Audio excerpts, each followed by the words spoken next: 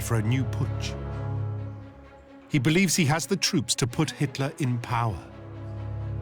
But he hasn't bargained on Hitler's new thinking. And of course, Röhm's agenda is absolutely inverted to Hitler's. Röhm is stunned when Hitler rejects his plans outright, sending him away in total confusion. Röhm's army is dangerous to Hitler. The Front-Bahn thugs could destroy Hitler's chance of an early parole. The Front-Bahn, under Ernst Röhm, is committing more and more violent acts. And Hitler knows that he has to be disassociated with this street violence, this incredibly pugnacious, violent behavior. If Hitler wants to be taken seriously as a politician, he cannot afford to be associated with more violence. In May, he makes a shock announcement. Hitler has no choice but to resign as leader of the Nazi Party in July 1924. He's in prison, and also the Nazi Party is officially outlawed. He knows to get back on top and get his new vision across, he'll have to play the long game. It is a gesture. It means that what's going on out there is in fact not National Socialist, and that when he eventually leaves prison, then he'll start again.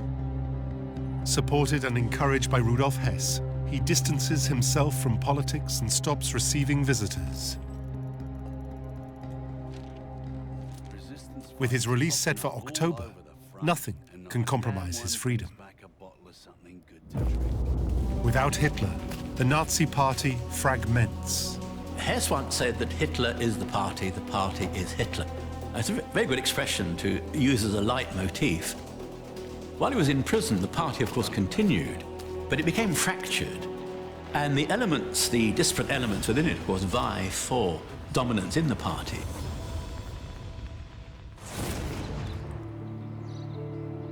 But the movement doesn't completely collapse. And in the midst of the political chaos, pulling himself out of depression and sensing an opportunity to make a mark, Heinrich Himmler is on the rise. For a while, he kind of retreats from political life, although he continues to have a very active interest in right-wing politics and is trying to find a way of reintegrating himself into the movement as quickly as possible. Key to Himmler's appeal is that he is hard-working and smart. In a party of ideologues and hotheads, Himmler gets the job done. You know, he's a very conscientious man, he's very fastidious, and any political movement, no matter how radical, needs a very, very, very capable backroom boy, if you like. Himmler takes on roles. He's a can-do figure in the party, and I think increasingly people say, oh, well, we'll get Himmler to do it. Following Hitler's resignation, local Bavarian Nazi chief Gregor Strasser assumes the role of party leader. It isn't long before Himmler becomes his deputy. So with Strasser, as well as with others, it is partly about him keeping a foot in the door, but simultaneously also about building networks that can be utilized at a later stage. And although the Nazi Party is, you know, it's by no means the redoubtable political force it will become, he's proving himself to be absolutely invaluable. Although officially Strasser's deputy, at just 24, Himmler soon finds himself the de facto Nazi chief in Lower Bavaria. And he's not the only young man rising amid the chaos. Joseph Goebbels was born in 1897 into a lower middle class family in the town of Reit in the Rhineland. Like Hitler, Goebbels is something of a pampered mother's boy. Growing up, he finds it difficult to make friends. As a youngster, Goebbels had a series of operations on one foot, which left him with a permanent disability, and he walked for the rest of his life with a pronounced limp. So he developed as a bit of a loner, a bit of a solitary kind of character. And just like Hitler, Goebbels believes he deserves better, finding a ready scapegoat for his failings in post-war Germany. Goebbels is a young man who has a very big ego. He's got a doctorate behind him, he's got books and plays that he's written but not published or staged, and he's also got an extremely virulent strain of anti-Semitism running through him. Inspired by Hitler's courtroom performance, Goebbels' political enthusiasm is boosted when, in 1924, he travels across Germany to Weimar and attends his first right-wing rally.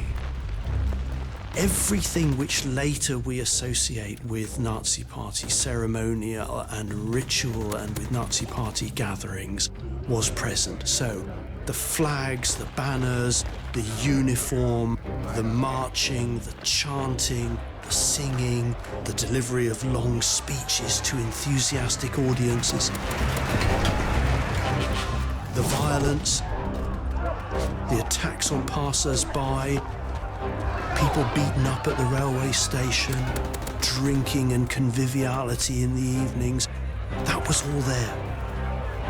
Though not yet a Nazi member, he throws himself into right-wing politics. But as a disabled evangelist, Goebbels' weapon will be language. He gets a job on a struggling political newspaper. He had to write the whole thing, and suddenly, though, in his own mind, he was a journalist, and he had a proper job. Before long, he takes his ideas on the road and discovers he has something else in common with Hitler. He can work a crowd. And here we start to see now the extraordinary work ethic which drove him for the rest of his life, because he combined this journalistic work with public speaking. At first, a very small, very local audience.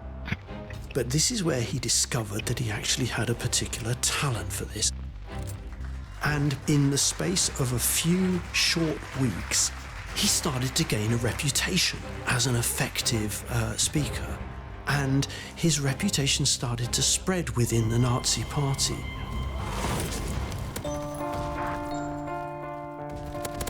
At 12:15 p.m. on December the 20th, 1924, having served just 9 months of a 5-year sentence, Hitler leaves Hesse in jail and is finally released. After the sensational incarceration and recent leadership resignation, this should be a big deal. But there are no crowds to meet him. Just a single car. Things have changed, and his country is no longer desperate for a messiah.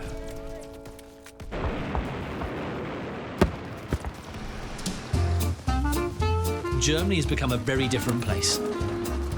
The economy started to improve. The Weimar Republic is starting to feel a bit stronger. There feels more stability, there feels more confidence in the air. So Germany, which has coped with crisis and has now decided it wants to settle down, it wants to try and find a way of living within the terms that have been dictated by the other powers. In this climate, and without Hitler's leadership, in the 1924 elections, the Nazis take just 3% of the vote. They look finished. Membership that stood at 35,000 in 1923 has collapsed by half. And railing against American loans looks ridiculous in a period of prosperity. The mood has changed. He can't just sort of shriek and shout at street corners or try to machine gun people. That's not going to work. With the party on its knees, Hitler is now free to rebuild it in line with a new political vision, forged with Hess. The Nazis must no longer be a revolutionary, violent party. They must adopt the forms of legalism. They must stand in elections. They must enter Parliament, the Reichstag. They must go through the motions of being a democratic parliamentary party. Hitler sets out to regain control of his party, but he quickly discovers the ghosts of the past are hard to shake off. Ernst Röhm has been eagerly awaiting Hitler's release, convinced that they can still work together. Hitler is keen that it becomes a proper political party, that they pursue the legal path to power. But there are people like Ernst Röhm who have a much more revolutionary outlook, who really think that, national revolution means national revolution. having given him the opportunity to develop the essay even in a veiled form, he suddenly finds that Röhm has thousands and thousands of followers. It's a situation Hitler has to address. On April the 16th, 1925, in his Munich home, he confronts Röhm, laying out his political vision. They've got to look like they are working within the political system and that they are a kind of real and credible political party and not just a bunch of geeky lunatics who try to seize beer halls in Munich. But old-school fighter Röhm believes any revolution must start with a putsch.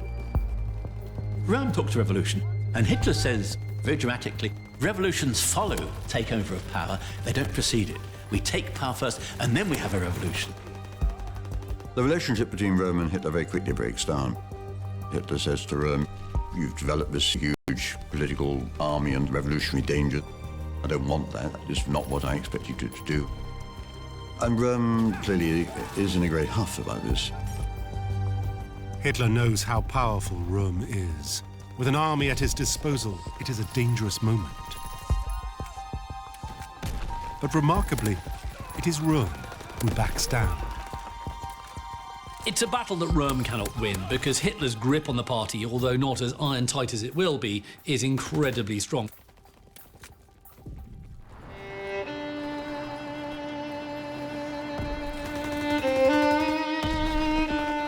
Writing to Hitler the next day, Röhm resigns his front barn and SA leadership, but pleads with him not to abandon their friendship.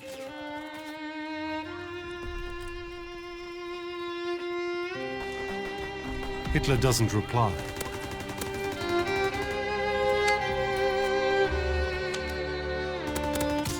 Röhm ultimately gets into a sulk and decides that he's going to go to Bolivia, the other end of the world. He decides, you know what, I can't win this. I'm calling it quits. I'm out of here. Cast out of the inner circle, Röhm will head off to South America, but his chance will come again. With Röhm out of the way and Hess released, the campaign to win back the party and the hearts and minds of the German people begins. If the Nazis are to rebrand as a serious political force, the process must start with the leader. Hitler gets a makeover. You can either present the kind of traditional German folkish figure in lederhosen, the long socks and the walking shoes, and that appeals to a certain element of the community. He can also look much more technocratic, and he can wear a very smart lounge suit. And if he's at a great Nazi rally, he's in his uniform. He settles on the technocrat. He now looks like a well-rehearsed and confident leader, ready to regain control of the Nazi party and take it in a new direction.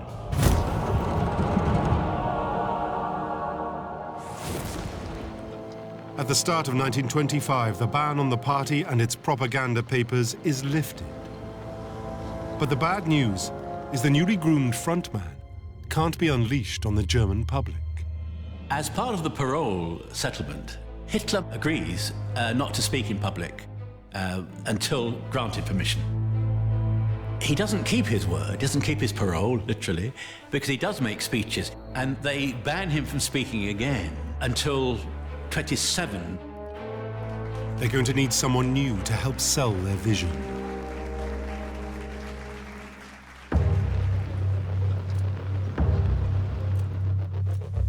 When the ban on the party is lifted, Joseph Goebbels is amongst the first to join. Goebbels was drawn to Nazism by its socialist element to begin with. Philosophically, he believed the Marxist dialectic, the idea of struggle between the classes. So he was in a position to put into Nazism that essential notion of conflict, that you get nowhere unless you engage in conflict. Goebbels joins the party in the industrial Rhineland, far away from the Nazi heartland in Munich. He quickly builds on his reputation as a spectacular orator. He is full of energy, he's full of ideas, he's full of zest. And, you know, it's partly thanks to Goebbels that the party will rise up. He embarks upon a program of continuous public speaking, traveling ceaselessly, indefatigably, from one end of Germany to another, speaking in beer halls, in meeting halls, in town halls. He makes speeches. He makes a lot of speeches. He makes 189 speeches in 12 months. That is a serious amount of speeches. Clearly, his reputation spread across the Nazi Party, and people across Germany started talking about this young man from the Rhineland who could give a particularly effective, exciting speech.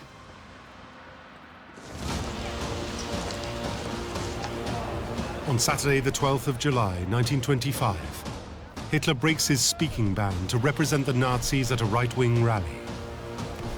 The young orator Goebbels is in the audience. The first time Goebbels sees Hitler at this rally of right-wing parties, he effectively falls in love with him.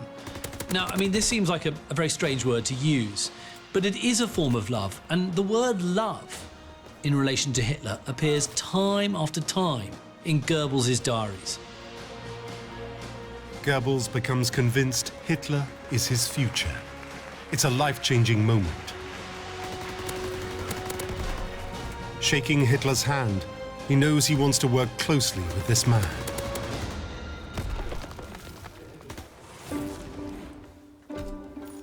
Goebbels was very anxious, keen, desperate to become part of the circle, you can call it, of Hitler's friends.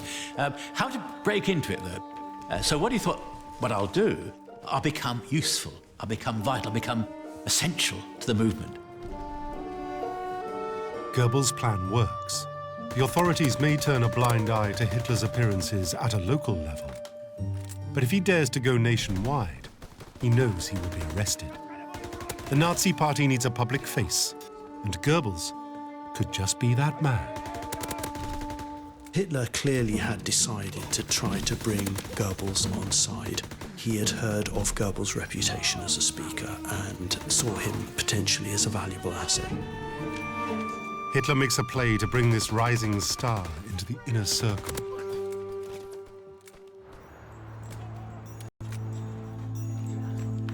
Hitler understood Goebbels' talents, wanted to use them, and therefore wanted him in the system. And Goebbels was only too willing to become part of the system. Hitler plays Goebbels, flattering him in a charm offensive. Once he came under Hitler's spell, almost he developed a schoolgirl crush on this man. With Goebbels on side, Hitler wants to see just what he's made of. And Goebbels was not just invited to come and visit party headquarters there, but he was invited to speak at the beer hall which had been the centre of the putsch in 1923. And Goebbels didn't let Hitler down. The meeting itself was a huge success. Goebbels spoke very well. He said afterwards how Hitler embraced him, he had tears in his eyes. And we see from this point the beginnings of a really strong personal relationship between the two men. Goebbels becomes the newest recruit to the inner circle, and Hitler immediately sets him to work.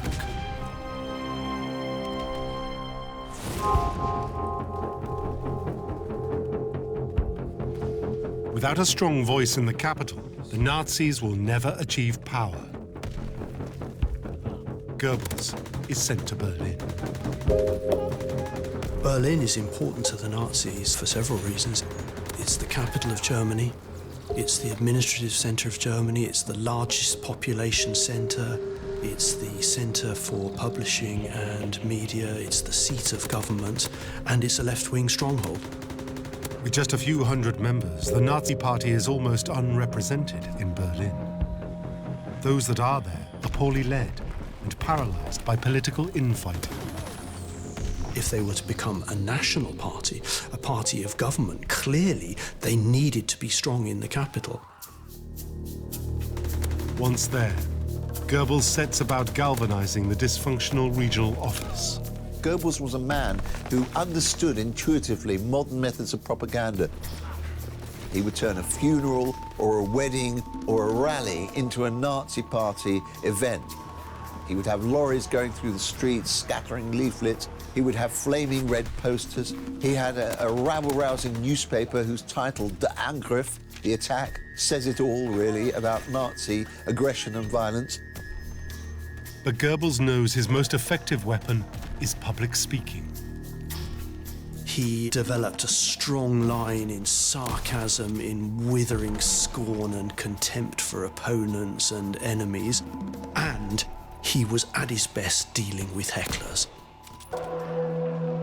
Goebbels also reveals a ruthless side. In communist-dominated Berlin, Goebbels backs his carefully crafted speeches with old-fashioned thuggery. Goebbels was not a classically masculine figure, and I think we can always see a degree of trying to compensate with a love of violence. Although the Nazis are pledged to keep things legal, they're always going to try and push it. And so what Goebbels does is he whips up violence on the street against communists. He gets, organises punch-ups, effectively. He organises street fights, broken noses, smashed windows, broken bottles, broken chairs. This is the kind of the soundtrack to Berlin of Goebbels. Under Goebbels, the Nazi Party bully boys, the SA brown shirts, regularly spill blood to provoke the opposition parties. I have the sense that his reputation spread that if you got Goebbels in to give a speech, you were in for a good night's entertainment. But by 1926, 2 years since leaving prison, Hess and his beloved leader Hitler have made little political headway. And wider party elements still aren't in step with their new vision. It's time to shut down rival factions and regain control.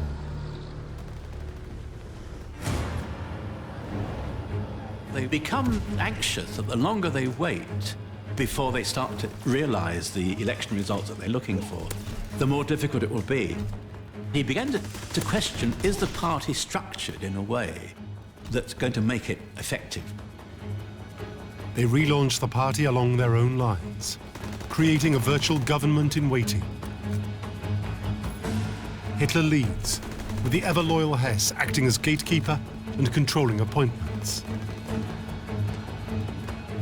Leadership threats are quickly crushed.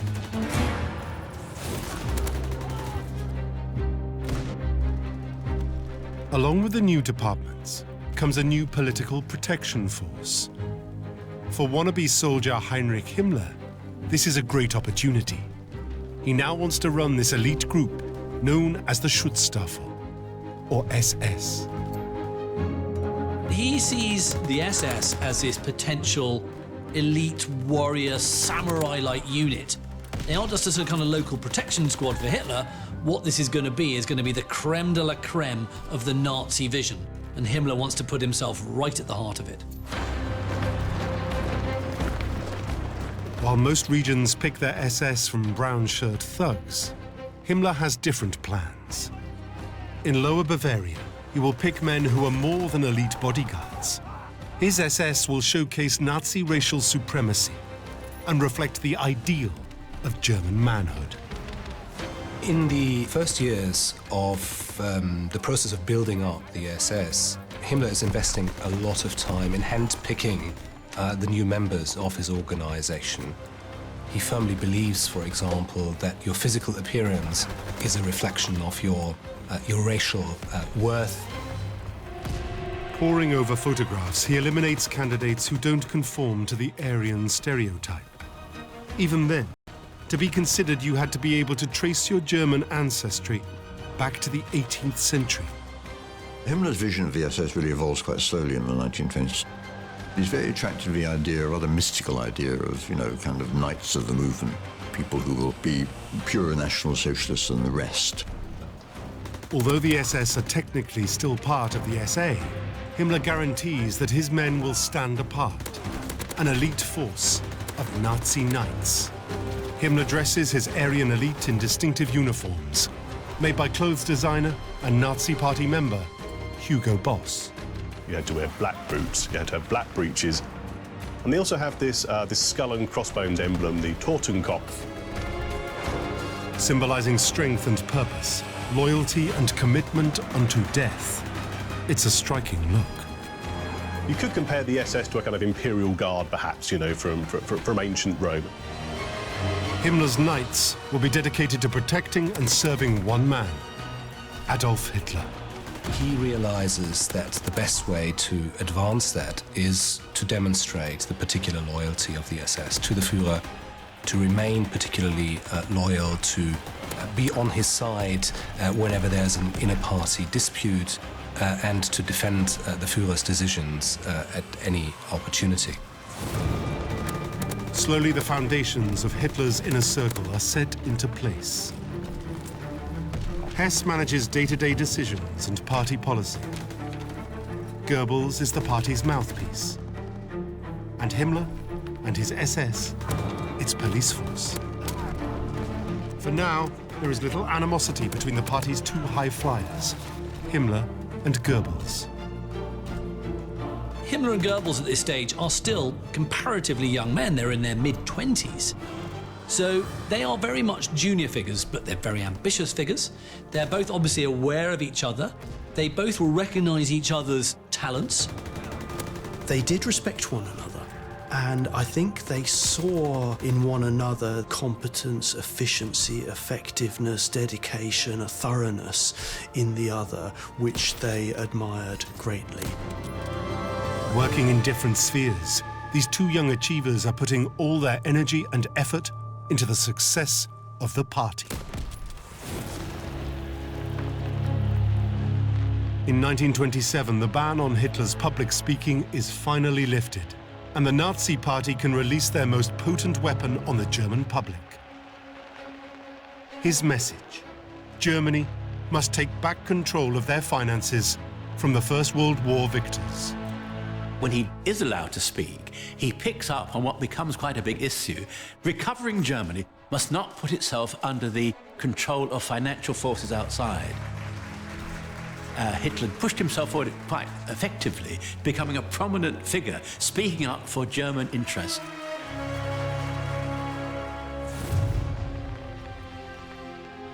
Hitler's populist speeches woo the German masses.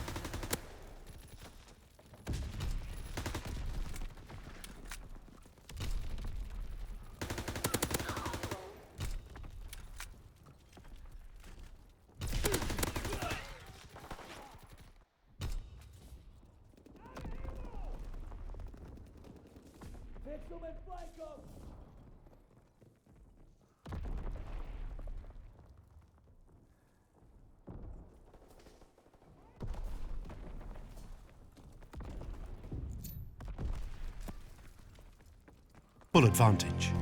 Arms by the Nazi movement, and Hitler's going to say, "Oh, come back, Hermann, we're old pals."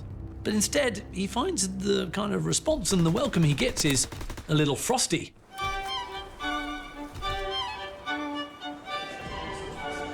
But Hitler realizes that Goering's talents will be invaluable.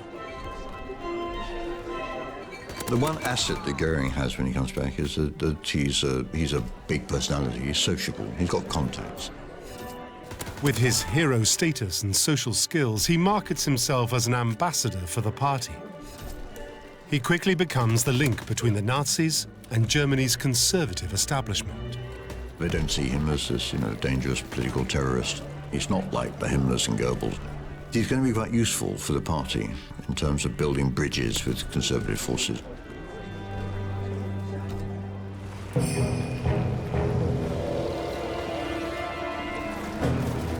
With the inner circle reunited, now they need to rise to the challenge and take their chances in the 1928 national elections.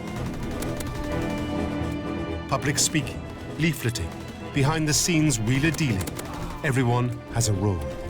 It's time for the years of rebuilding to pay off. For Hitler, this is a test.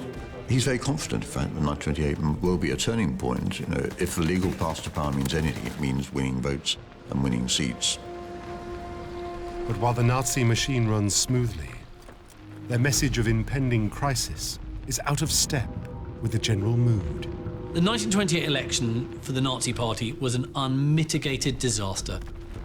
It really was the Nazi attempt to show that they were a legitimate party, that actually this nationalist and socialist vision for Germany was the way forward. The people didn't really buy into Hitler's policies. Polling just 2.6% of the national total, they are 100,000 votes down on the 1924 election. After 4 years of hard campaigning, it's catastrophic. Even in Berlin, where Goebbels had campaigned tirelessly and courted all sorts of trouble to try to get notoriety and publicity for his small movement, they had built up more support, but they were nowhere close to being the majority party. As long as Germany remains prosperous, no one wants to hear their tales of doom and gloom. Fringe parties at either end of the political spectrum need a crisis to get into power. 1928, the German public felt comfortable and they did not need, to be taken out of their comfort zone by Adolf Hitler. The Nazis gain only 12 of the Reichstag's 500 seats. Of Hitler's gathering entourage, only Goebbels and Goering become elected members of parliament. It's scant consolation. By late 1928, it's clear that the National Socialist Party is facing crisis. Where is it going? It's not getting enough votes. Membership is growing, but growing slowly. It's clear that what they really need is crisis. The party is not going to become a major political player unless there is a crisis. With their predictions of financial catastrophe falling on deaf ears, the Nazi Party are on the verge of disappearing as a political force. They need a miracle. And they get it. On the 29th of October 1929, the American stock market on Wall Street crashes, and American financiers call in their loans to Germany. Overnight, the country returns to the anarchy of unemployment and bankruptcy. Only one man had predicted this: Adolf Hitler. He's immediately transformed from political footnote to prophet. As the country collapses into chaos, the ambitious men surrounding Hitler are delivered a golden opportunity, one they will grab with both hands.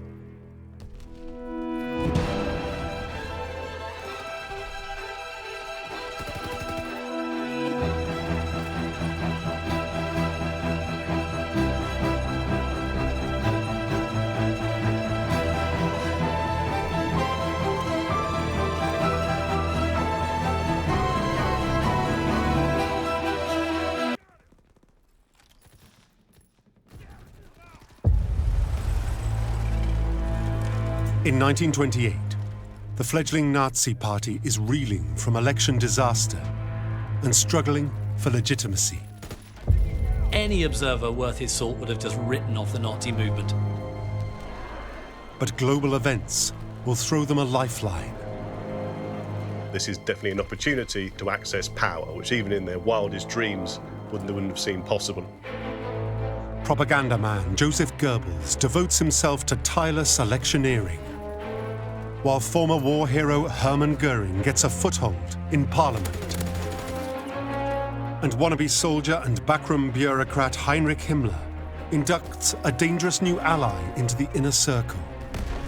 He builds loyalty by giving people who had a breakdown of their careers a second chance. In their fight for political and personal power, the key players will turn on each other, and one of them will be destroyed. What takes place, of course, is one of the most infamous acts of political violence ever known.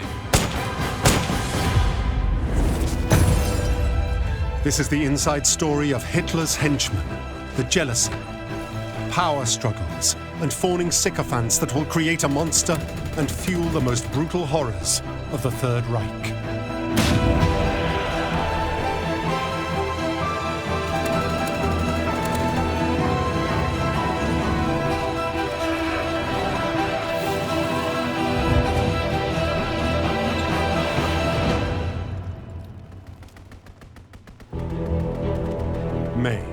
1928.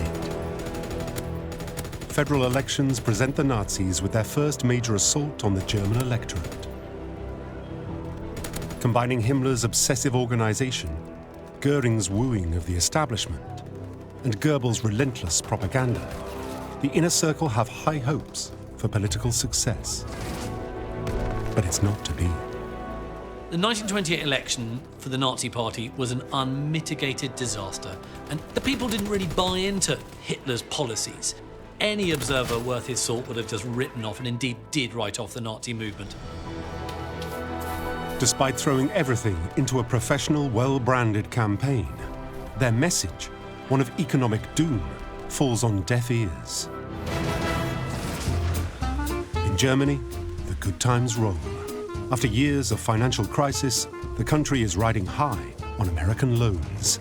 Things have never been better. In 1928, the German public felt comfortable, and they did not need to be taken out of their comfort zone by Adolf Hitler. Fringe parties at either end of the political spectrum need a crisis to get into power. The Inner Circle needs a miracle. But then, America delivers this committed group the national calamity they have been predicting.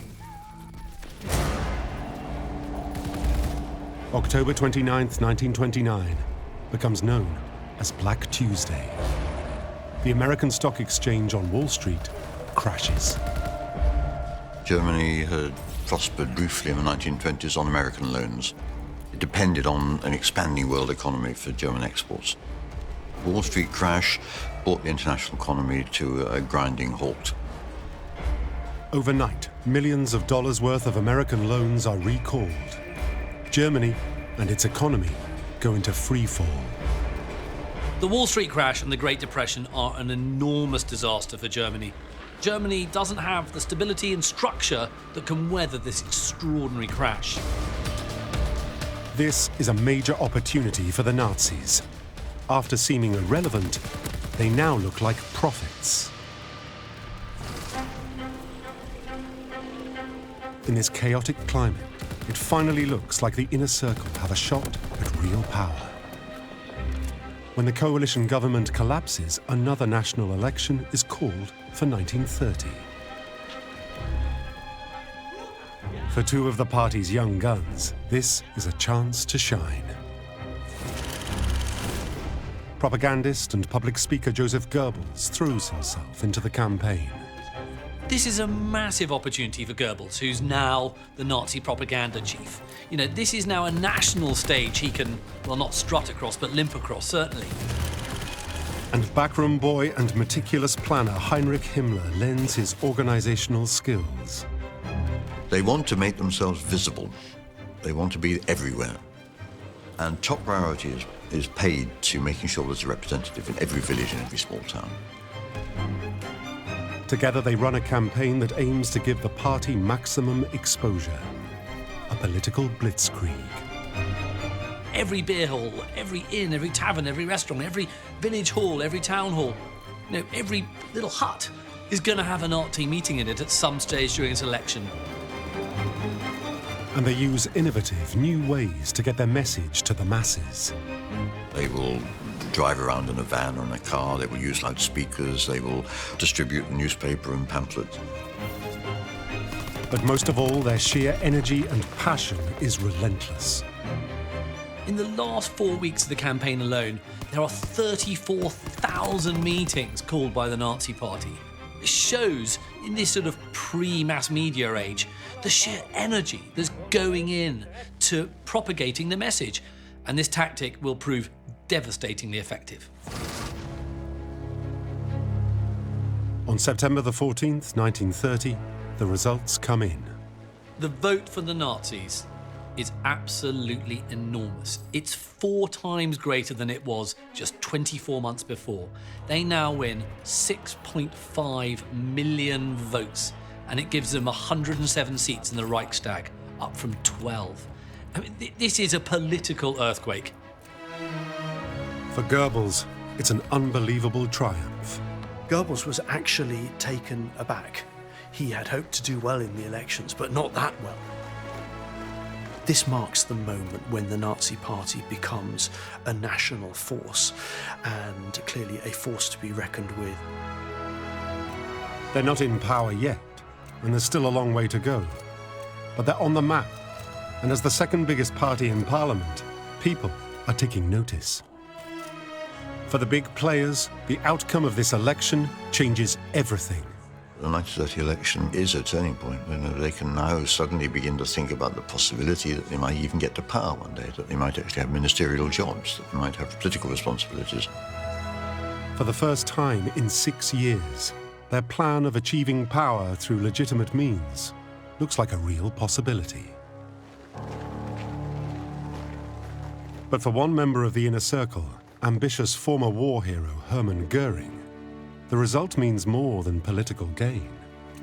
The election actually really sees a fundamental restoration of Goering. He'd been in Parliament since 28, but he's got what is now a safe seat in Parliament, and also he's got the ability to start lining his pocket. He is an industrialist himself, he runs his own companies, and he's able to use the promise of what the Nazis might do to encourage support among the major figures in industry for Nazism. But in Hitler's inner circle, it never pays to take your eye off your rivals.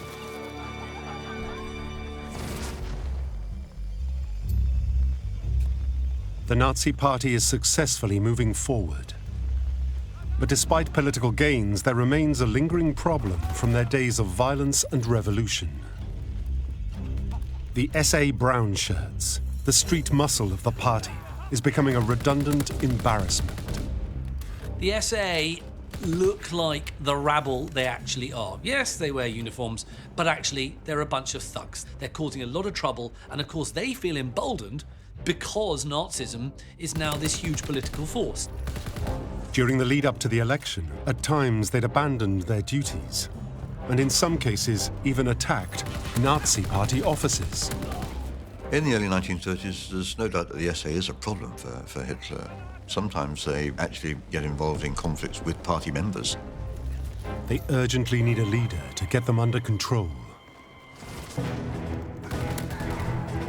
With his military background, Hermann Goering is the obvious choice. Goering was the commander of the SA before the putsch in 1923, and there is a sense, perhaps, that this is a job that he might actually take on. But Goering will be disappointed. Heinrich Himmler has other plans. He doesn't want to lead the SA himself, but he sees the threat they pose as an opportunity to shore up his own position. His well-drilled SS offer Hitler an inspiring alternative, one that Himmler has molded to fit the chivalric ideals of their mythical Aryan forefathers. Himmler wants the SS to be the embodiment of an ideal. He doesn't want it just to be a bunch of thugs. He wants it to be a highly disciplined, a highly politicized, and highly elite force. But the SA, in direct competition with his SS, are a major obstacle to his plans. Whoever takes charge of the SA needs to be sympathetic to his vision, and he thinks he knows just the man. A long-forgotten member of the inner circle, Ernst Röhm. 5 years ago, the World War I veteran and hardened street fighter had been a leading light in the SA, before a clash with Hitler over the militia's role saw him excluded from the party. Soon after, he moved to Bolivia. Throughout all those sort of years in almost self-imposed exile, there's been a Nazi who stayed in contact with Röhm, and that is the ever-thoughtful, ever-cunning Heinrich Himmler. Himmler had been recruited into the Nazi movement by Röhm, and now he sees him as a viable alternative to Goering. Working behind the scenes, Himmler smooths the rift between Hitler and his old friend Röhm. And it works. In 1930, Hitler asked Röhm to come back from Bolivia to take command. Hitler never entirely trusted Röhm, but he recognized his skills were necessary to the movement. Röhm is back. For Himmler, the arrival of Röhm restores the relationship which he'd had before 1923. Himmler really thinks that there's a chance of collaborating with Röhm. Maybe this will help to strengthen his position in the party, which at the moment is still quite weak. The move looks like a masterstroke. Röhm will strengthen Himmler's position whilst undermining Goering. Hermann Goering desperately wanted to run the SA. So Goering essentially regards himself as being somewhat marginalised. It's another example of the shape of the inner circle shifting again. Röhm's return is initially welcomed by propaganda man Joseph Goebbels, but things soon go sour. During the period after 1930, a relationship between Goebbels and Röhm is not a particularly warm one. Goebbels didn't like really the military formality that Röhm brings. Goebbels quite liked the fact that the SA was pretty rowdy, but it did go out and beat up and kill communists. As Goebbels loses his influence on the SA, Goering sees a string of powerful jobs going to Röhm. As Röhm's rise erodes their power, it creates an unlikely alliance between the two rivals.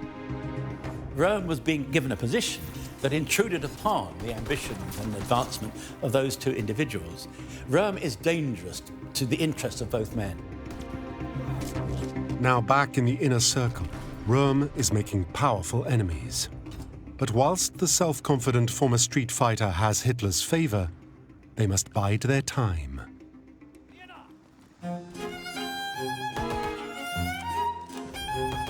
Though former war hero Hermann Goering may be sidelined from military appointments, Hitler has need of his talents elsewhere. Goering was probably at his best, really, as a socialite. You know, mixing with people, making contacts, you know, trying to find funds. Goering's a survivor, a wheeling-dealing man about town. But he'd be nothing without his beloved wife and society hostess, Karin. Karin is a very important figure, I think, trying to beef Goering up to become a political figure. They've been through everything together, but at a terrible cost to her health. Increasingly frail in October 1931, Karin dies. Goering is grief-stricken. But the inner circle will use any opportunity to improve their standing. And Karin's death provides an unlikely opening for Goebbels. Throughout this period of turmoil, Goebbels, the firebrand orator, is starting to settle down. He is a womanizer, Goebbels, a very unlikely womanizer if you look at him, but nevertheless he is. He has a lot of charm, and he eventually settles upon Magda. Goebbels and Magda were married in the snow with a guard of Hitler Youth and Hitler as the best man, and it was a very happy occasion. With Goering's wife gone, there's an opening for an ambitious hostess. There was always a great deal of competition between the Nazi elite about networking, about socializing and so on, and I think that Joseph and Magda Goebbels saw themselves, after the death of Karin Goering, as the successors. They both make the most of this opportunity to secure their place in the inner circle. The newly married Mr. and Mrs. Goebbels are the most charming Nazi couple. So when their beloved Hitler comes round for tea or a drink, there's, Magda baking cakes. And Goebbels, meanwhile, in sort of an awful display of fawning sycophancy, on the record player has some of Hitler's greatest hits playing in his speeches. But Goering will fight back.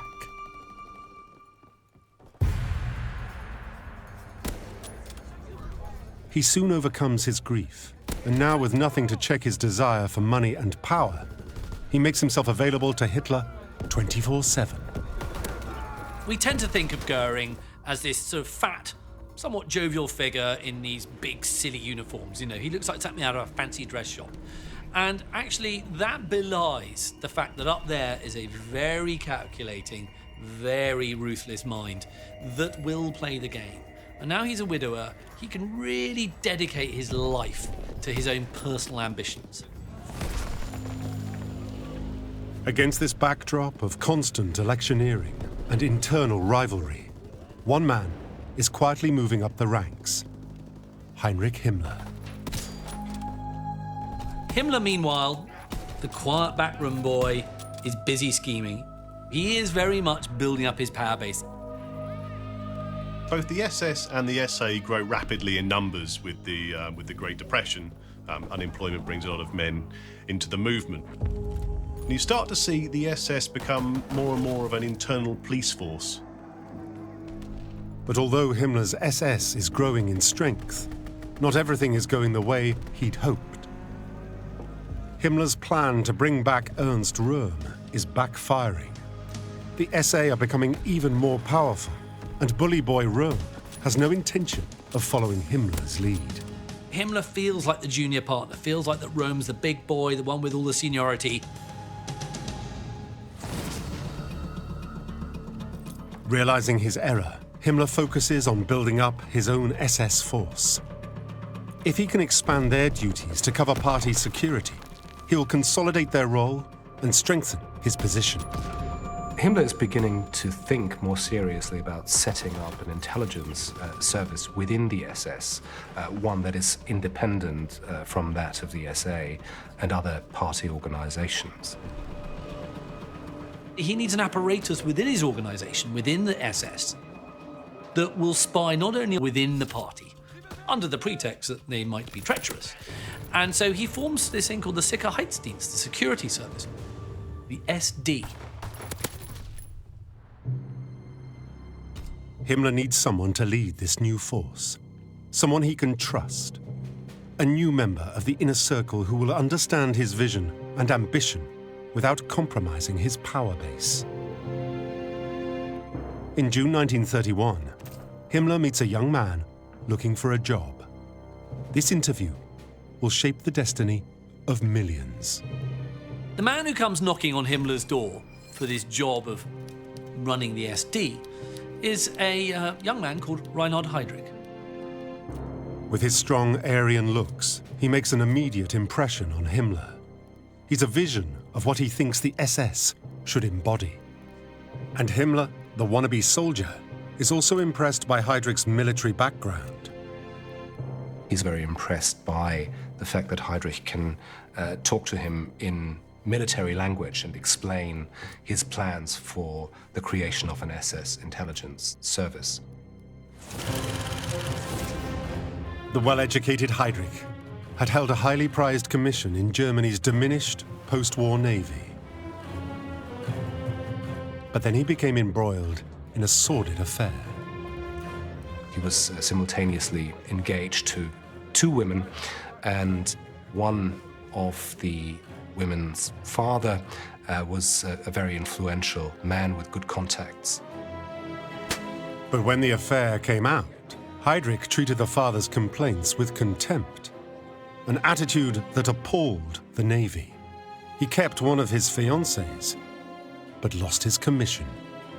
He wasn't considered to be a man of honor, so he was hoofed out. Now, he was engaged at the time, and so therefore, we're looking at a man who is desperate.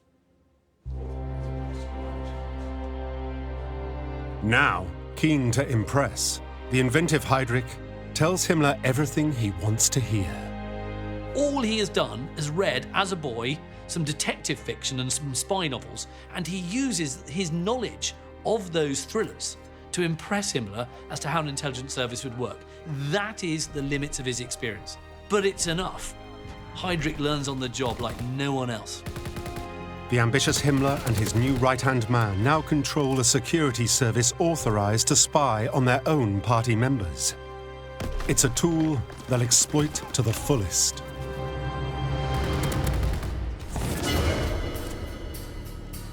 Whilst the inner circle jockey for position in the party, Germany is falling deeper into political and economic crisis, and Hitler continues to capitalize on the discontent.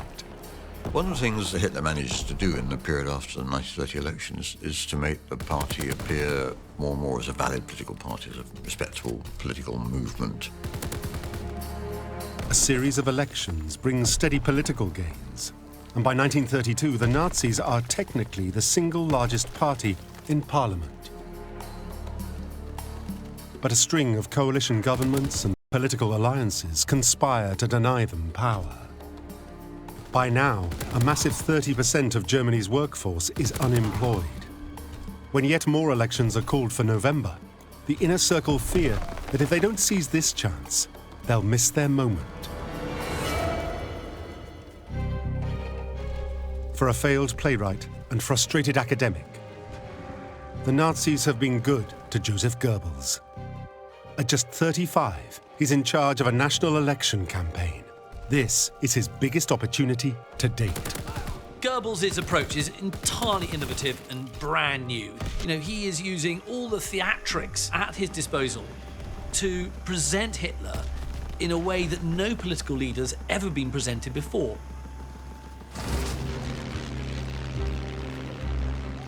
Goebbels devised a campaign device called Hitler over Germany, in which Hitler flew from town to town and city to city in a plane, filmed, and the troops were on the ground waiting to see the Fuhrer descend from the skies like some sort of avenging angel falling down from the clouds. And it made an enormous impact on people whose lives were grey and narrow.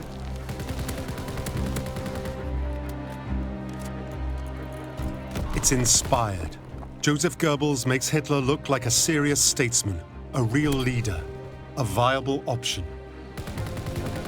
Hitler looks like a genuine 20th century politician, and his rivals look as though they're stuck in the last century.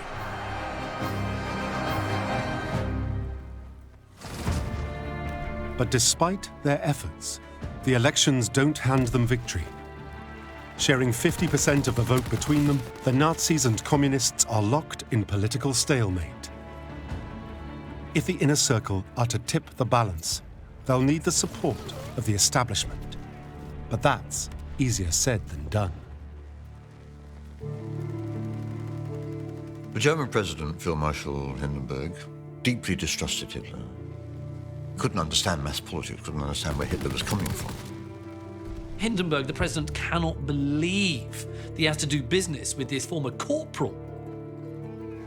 Only President Hindenburg can give Hitler what he wants, the chancellorship. Knowing this, a key member of the inner circle seizes a chance to improve his standing.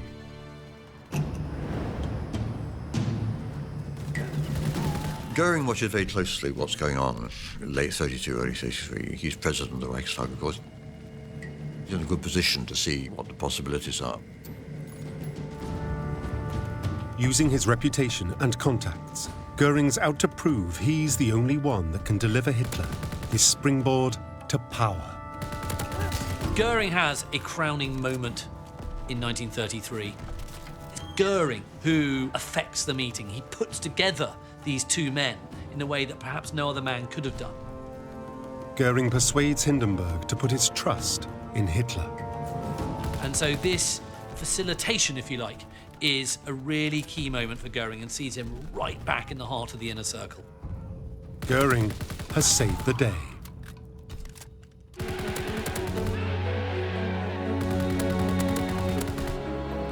On January the 30th, 1933, President Hindenburg finally appoints Hitler Chancellor of Germany.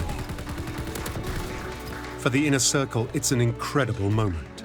Within 10 years, they've gone from street-fighting terrorists to politicians, part of a ruling coalition. The day that Hitler was actually made Chancellor, the SA stormtroopers marched through central Berlin and under the Brandenburg Gate, each carrying torches. And this had a sort of visceral power over the masses. The celebrations, naturally orchestrated by Goebbels, are spectacular and give the world a taste of what's to come.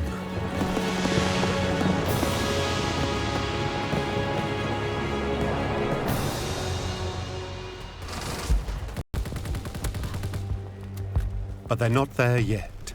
Their leader may be Chancellor, but the Nazis only hold a few cabinet posts in a tenuous coalition government. And beneath the veneer of a united Nazi party, the competition for those roles means inner circle rivalries intensify. Once Hitler becomes Chancellor, there's growing competition between individuals who aspire to high political office. And some of them will end up without a job, whereas others will be propelled to great political importance. Among those awaiting the trappings of success is campaign genius Goebbels. He expects to be given prestige and privilege, maybe even a ministerial job in the new cabinet. Whenever a new government comes to power, all the leading lights of the successful party are basically waiting next to their telephone, waiting for their leader to give them this plum job or that plum job. But although thanked for his incredible efforts, Goebbels' years of terror tactics and aggressive campaigning haven't made him popular in Berlin. Goebbels suddenly realises, as he waits by the phone, that it's not ringing. Hitler can't afford to be associated with anyone that might wreck his tenuous grasp on legitimate power. He realises that he hasn't got a job, that he's not one of the Nazis who is going to be appointed to the cabinet, and he was utterly cast into depression. But whilst one star fades, others shine bright. Goering's reward for securing Hitler the chancellorship is to be made Minister for the Interior of Germany's largest state, Prussia. Goering's elevation to be Minister of the Interior, Home Secretary, gives him a vast controlling voice in all the internal domestic affairs of Germany, in effect. Prussia is his base, his stronghold. Goering now focuses the resources of his vast new bureaucratic and administrative empire on achieving Nazi goals. It means that he can turn the Prussian police into a new type of police force, and a police force that the world really hasn't seen. Goering calls it the secret state police. Actually, we know that as the Gestapo.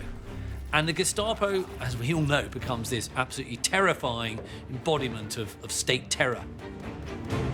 Initially, the Gestapo are tasked with political intelligence, but with their wider powers of arrest and imprisonment, in Prussia, under Goering, they soon tear up the rule of law.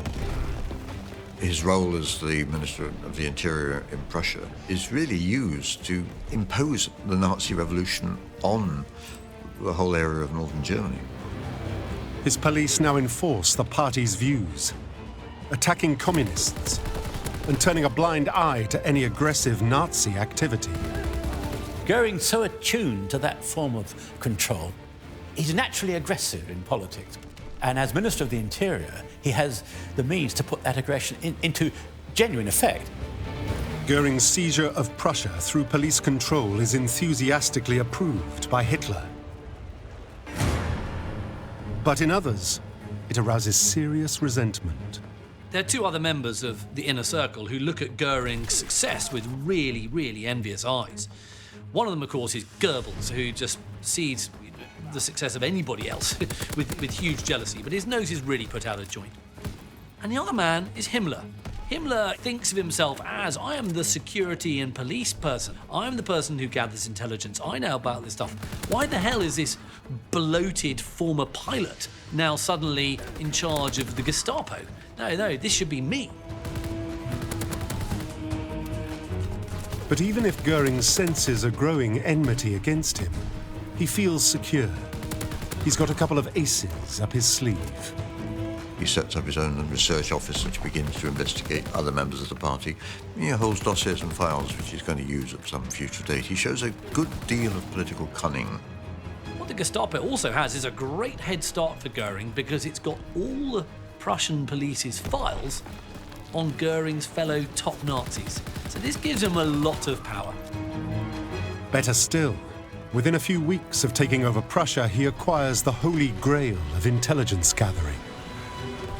Phone tapping, which is a very modern device at the time, becomes a very important source of information for Goering, and he's able to surprise people at times by saying something to them they'd said on the phone. If Goering is attacked by the others, he'll be ready. Now the Nazis prepare to make their next move. They're still part of a tenuous coalition with just a few cabinet posts. This is not absolute power. Although the Nazis are in power, they really want to strengthen their grip. The inner circle decide they must raise their game. They argue the coalition is doomed to fail and call for yet another election. They now have just 2 months to secure a majority. Their plan? An all-out attack on their main political rivals, the Communists. The threat, or the imagined threat, posed to Germany by the Communists was a vital part of the Nazi narrative, and Goebbels lost no opportunity to capitalize upon this. Goebbels campaigns hard with his slogan, "Attack on Marxism." But they know propaganda alone won't be enough. At this stage, there's no doubt that what the movement needs is a crisis of some sort, something to do down the communists, who are, after all, the largest party still in the Reichstag. But however hard the Nazis try to provoke a major outrage, the communists refuse to oblige. In February 1933, Joseph and Magda Goebbels are entertaining Hitler and other party leaders at their apartment when they are delivered a miracle.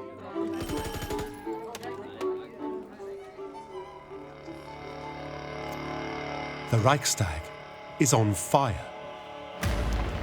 When the fire breaks out in February, after he's taken power a month earlier, all the evidence circumstantially would be that it was started by the Nazis. This was denied at the time, and Hitler's reaction when Himmler and Goebbels told him of the fire suggests he didn't know about it. Nazi conspiracy or not, this is a situation that can be manipulated. A young Dutch communist is arrested at the scene of the fire. Hitler had always said that he was the force of Providence. He was genuinely outraged by this attack by the communists, as he saw it, on the symbol of power, the Reichstag. Hitler seizes the moment. Within hours, he convinces Hindenburg to sign the Reichstag fire decree. Under the pretense of protecting the public, civil liberties are suspended, and the Nazis are effectively handed the legal authority to suppress any opposition. The Reichstag fire thus gave the Nazis precisely the ammunition they needed to argue that the communists were about to stage a national uprising. The Reichstag fire was the signal, the beacon that was lit for the unleashing of unrestrained Nazi violence across Germany.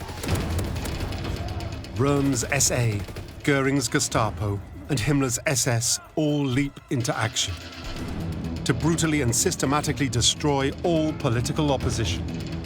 To have the Prussian police descend upon Germany with pre-prepared arrest lists of leftist activists. At the same time, the SA and the SS are unbound.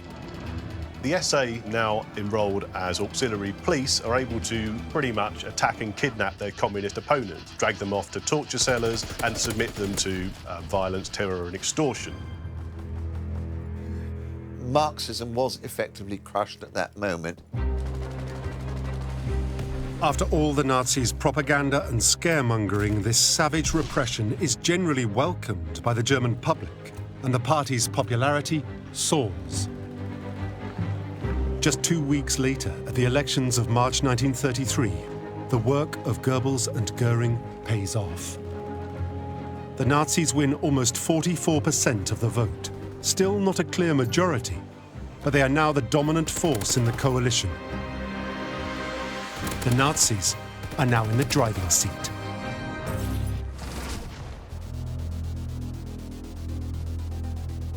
Once again, the inner circle await their rewards. Power-hungry Göring already holds numerous political positions, but now a new ministry is created with his talents in mind. He's tasked with secretly developing and building the world's first modern air force. This is the point at which Göring is no longer just a minister in Prussia. He's somebody with a national responsibility. It's a natural choice to set up an air ministry, and the air ministry is going to be a veiled way of rearming Germany in the air. Independent of the established army and navy, And with its own substantial budget and swanky uniform, Goering is in his element. Joseph Goebbels also finally gets the recognition he craves. It was the fulfillment of a lifetime's ambition for Goebbels to be made Minister of Propaganda in an entirely new ministry. He was very proud of the idea that he was the youngest man ever in Germany appointed to ministerial rank, and he was absolutely delighted with the opportunities that this new role offered. It is a role he relishes and rapidly expands. After a number of months' preparation, he brought all of Germany's artists, writers, musicians, painters and sculptors together in one organisation. Just 10 years earlier, this young man was a bitter and frustrated journalist. Now, he's at the helm of German cultural life. It's the first significant step on a road to absolute control of all media. This will become his empire and make him insanely powerful. With the Nazis in power, law and order must now reflect their vision and enforce their values. The nation's police forces must be centralized and brought under the control of one of the inner circle. It will be a prized and powerful position. Goering thinks that he's the natural person to do that. He's set up the Gestapo in Prussia. He's played a very important part in bringing the peace over to the regime's side. But Goering has an unexpected rival for the role in rising security boss and meticulous bureaucrat Heinrich Himmler. The relationship between Goering and Himmler in 1933-34 is a very uneven one. Goering is at the very top of the political hierarchy, whereas Himmler is still kind of maneuvering, trying to find his feet, trying to find his role. He's very busy laying the foundation for his subsequent power. This is Himmler's big chance. He wants to be in charge of a unified police state run along the same lines of his established SS. He approaches Hitler to set out why he's the man for the job. He delivers. He's a can-do man, and he's a very good organizer. Here's somebody who is clearly going to be able to deliver effectively a national police system. Himmler gets his way and is handed control of the nation's state police forces, except for one, Goering's Prussia.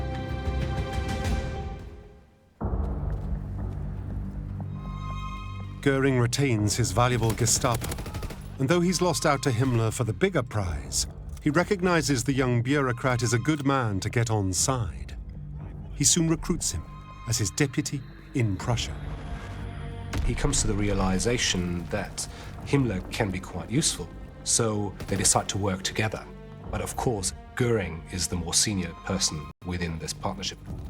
Once again, he's underestimating Himmler, his ambition, and his ability to build an organization. Goering has an ulterior motive for recruiting Himmler. He wants the combined force of his Gestapo and Himmler's SS and secret police to take down someone he sees as a major threat, Ernst Röhm and his SA. By early 1934, the size of the brown shirt movement has increased to 3 to 4 million.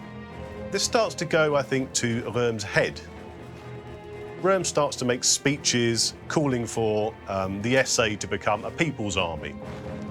There was a real bid for power from within the Nazi Party, from the brown shirts, that with some justification had seen themselves as the battering ram that had opened the gates of power for the Nazis. The SA remain fixated on the idea of a second revolution. A military junta with them on top. Although Hitler and Röhm still appear close, they are ideologically poles apart. As Hitler starts to mature politically, and as he starts to grow away from, what is described as the drummer, summoning men to arms on street corners, Röhm starts to become more of an embarrassment for Hitler. Who is this sort of corpulent homosexual attached to him. Rome's homosexuality has never been a secret, but now as clean-cut legitimate leaders, it's becoming an exploitable issue for main rival Goering and his new recruit, Himmler. Himmler, once Röhm's closest inner circle ally, now finds himself in direct competition with him. There's a fascinating love-hate relationship between the SS and the SA, and indeed between Himmler and Röhm.